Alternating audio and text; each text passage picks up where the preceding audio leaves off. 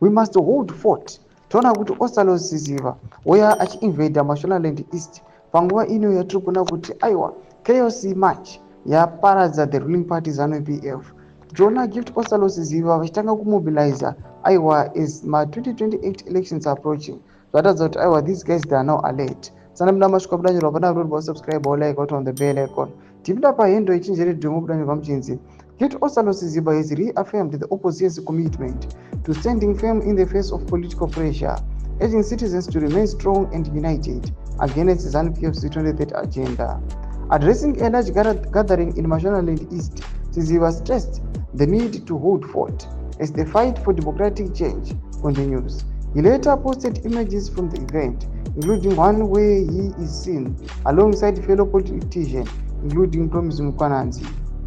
His address comes at a tense moment in the country's political landscape, as it is caught between the two controversial parts: a proposed constitutional amendment to follow Mnangagwa to extend his rule beyond 2028, or efforts to initiate impeachment proceedings.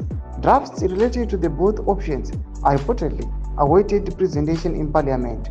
Millions of people look up to us. We cannot afford to give in, Siziba said. We have to continue with the fight. The citizens have spoken. They say no to 2030. Siziba's remarks reflect mounting public frustration with the ZANU-PF's 2030 plans, which may in the opposition view as a facade for entrenching authoritarian control.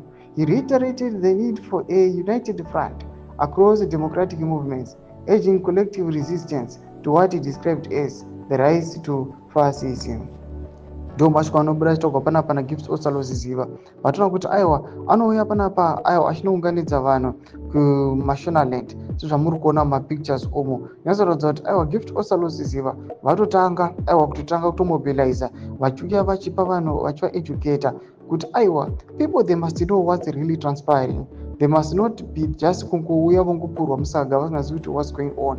Vanobva tiona kuti vachisimisa the move to stop the 23rd agenda vachiti aiwa the Zimbabwe leader must resign aiwa immediately with immediate effect. Mashoko ari kuoneka kunzi aiwa ari kufarwa nemunhu wese vachiuya vachiti aiwa now we are now fed up zvigananda zvazonyanyisa. Tudze mafunguro enyu moti kudii pamusoro pechitiko ichi pana comment section medu kunzi mafunguro enyu. Sawana subscribe or like on the bell icon.